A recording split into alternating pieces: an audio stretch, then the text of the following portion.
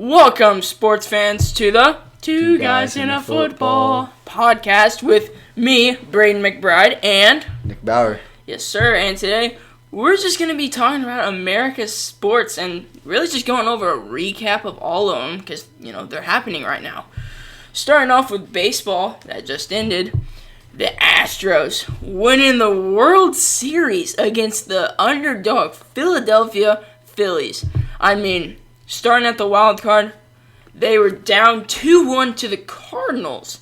Of all teams, the third seed, in their first game of the playoffs, won that, and then just were hot.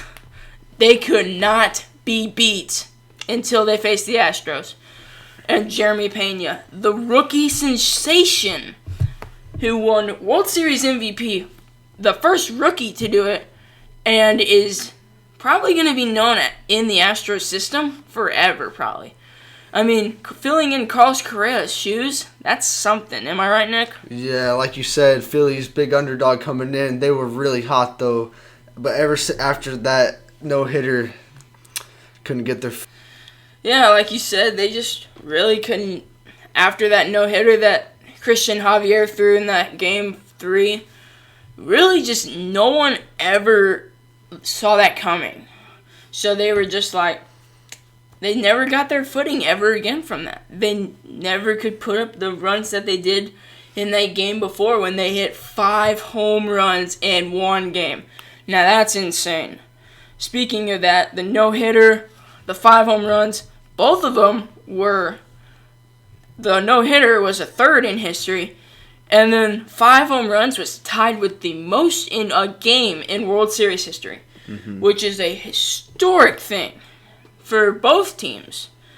And now we're just going to head on to basketball. Kyrie Irving has some interesting tweets, we should say, about anti-Semitic things. Coach Jacques Vaughn has officially came out with the consequences that he will have to face before he can come back and practice with the team. He has to go talk and apologize to local Jewish leaders in New York before he's allowed to return. Also, having to donate $600,000 to a Jewish charity. So, yeah, that's a lot of money. Right, Nick? Yeah, some very wrong things she said, and obviously consequences need to be done. Really just needs to be more careful with the platform he has, especially saying those things. Really needs to apologize for that. And obviously the big shoe deal with Nike lost for that. That's a lot of lost money for Kyrie. The big problem. Yeah, and then just it just shows how you can lose everything by one tweet. He lost $5 million just because he said something on Twitter. Yeah. That shows you how much social media can ruin someone's career or life. Yeah, gotta in be that careful. matter. So yeah, it's hard, but you just gotta be careful about what you say. Think it through. Yep.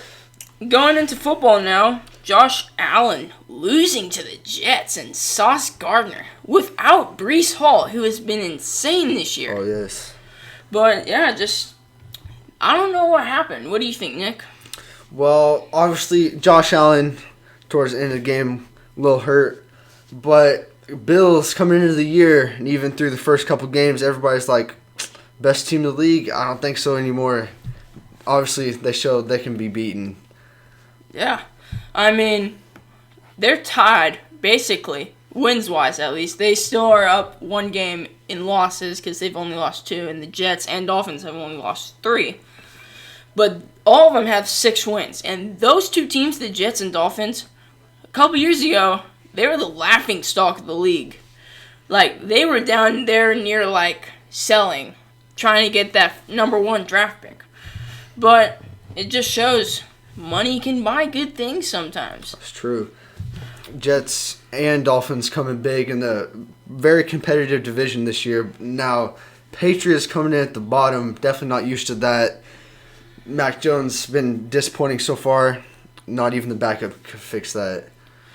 Yeah. we're going to head back to basketball. How the Lakers have, really underproduced, especially with that Pat Beverly trade. Russell Westbrook, Patrick Beverly, Anthony Davis, LeBron, and they're 2-8. Yeah, very. What is going on, Nick? What do you think? Obviously, very disappointing. Russell Westbrook getting blamed for a lot, but really, it's a whole team thing. I'm not saying LeBron needs to carry like he did last year, but when you're in LA, you spend that much money on a team, you gotta have that many superstars. Westbrook averaging 30 and 10 just a few years ago, now averaging barely over double digits. Really, just a disappointing situation there in LA. Yeah. Speaking of the Western Conference in LA, the number 1 team, the Jazz, losing both their 2 all-star players, Donovan Mitchell and Rudy Gobert, to trades. Obviously, Donovan Mitchell going to the Cavaliers for Sexton and Lauri Markkanen.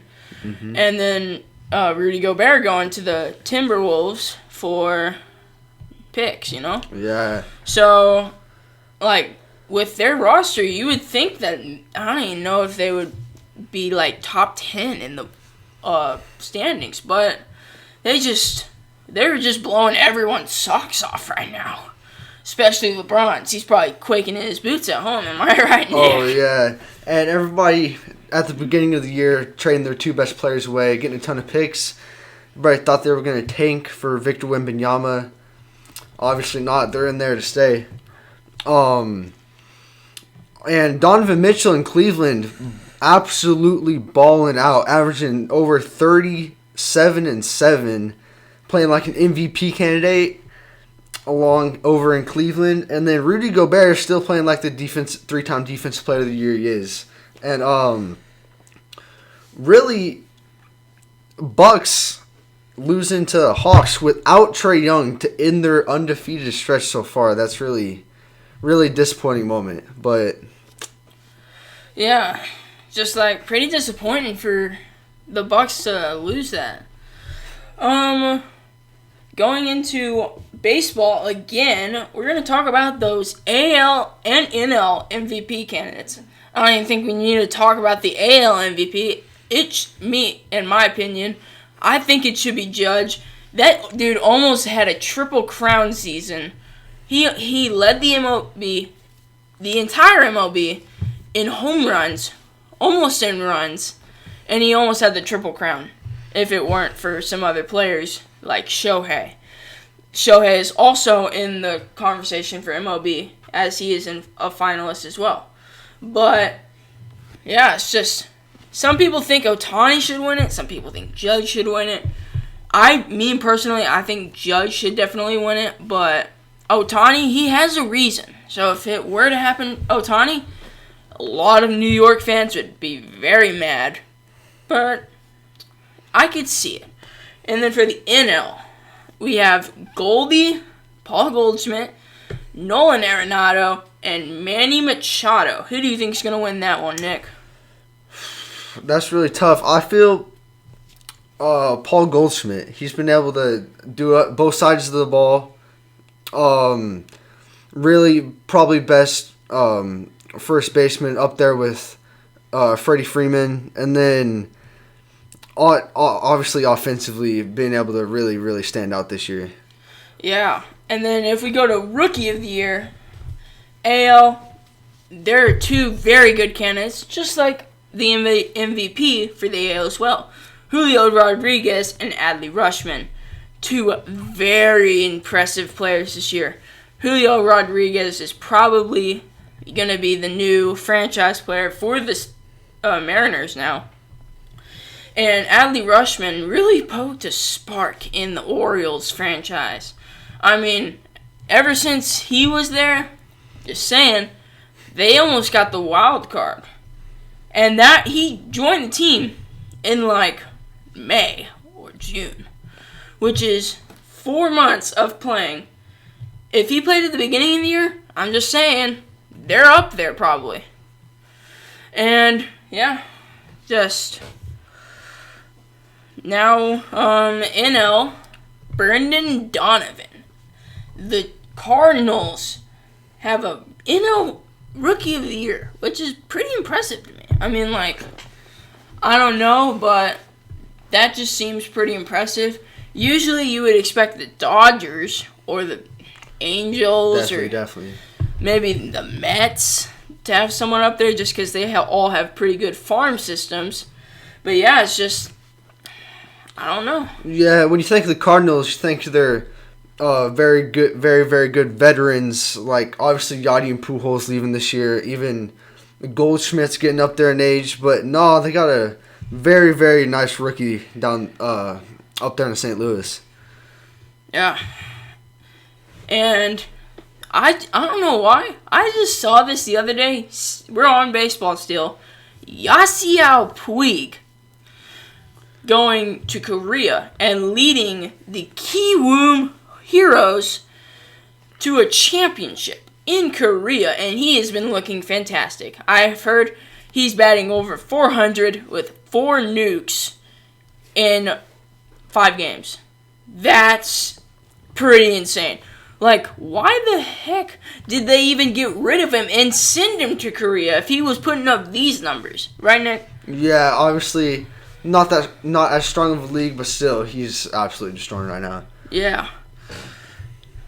Now, we're going to head back to football because we obviously cannot ignore the amount of trades that have happened in the last 2-3 weeks. We'll start off with the one I think in particular is the biggest, Bradley Chubb going to the Dolphins and helping out the Dolphins in that division, which is stupid packed with winners. Nick, what do you think about it? Yeah, obviously, Broncos giving up a huge part of their defense. Not necessarily the best defense to start with, but now they're definitely hurt, and they only got Pat Surtain back there. But now Dolphins coming out with the big trades, having a very nice defense now, help Tua carry to the playoffs. Yes, sir. Speaking of offense and packed divisions in that fact, TJ Hawkinson going to a division rival, the Vikings. Now, man, Nick, that is a pretty good trade because, in my opinion, that's the one spot that the Vikings could probably do better in. I mean, Kirk Cousins, don't get me wrong, he's not a horrible QB, but he's not like, oh, I want him on my team.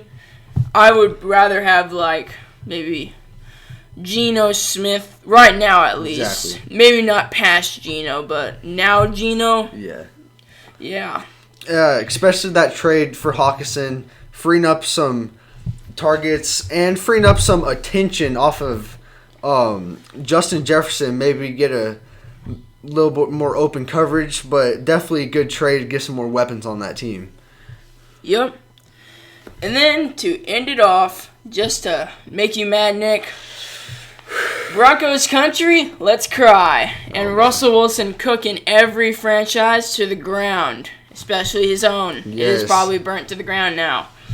I mean, what is going on in Denver? Yeah, obviously gave up a ton for Russell Wilson, draft picks, Noah Fant, Drew Lock. Not that Drew Lock's been doing much, but really, they gave up way too much, and I'm just going to say it. Russell Wilson's washed. Yeah. I think definitely seen the peak of Russell Wilson. It's far past. Yeah, I mean, I personally, if he stayed in Seattle, I think he would still be not as good, obviously, because, you know, he's getting up there in age. Mm-hmm. He's not old, but he's not like Patrick Mahomes. Yeah. He's not like 24 or 26. Yeah. He's probably like in his 30s. But, yeah, it's just...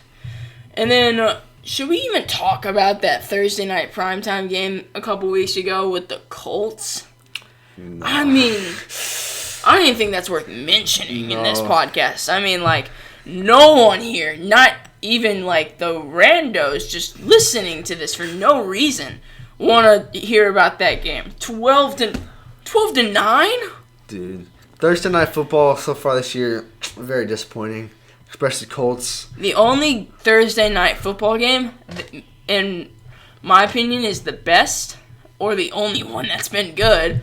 The Chiefs versus Chargers. That's the only game on Thursday night that I think was really good. Yes. No others were good. Maybe that Bills game in the first week. Yeah. But, like, that was a long time ago. I know. And like, they had it off to a good start. And then they're like, oh, we're just Amazon Prime. We're going to go and, like, sell the rest of the year. Exactly. So, yep, that's just us today for the podcast. We'll see you next week going over America's sports and just recapping that week. So long for me and Nick on Two Guys and a Football.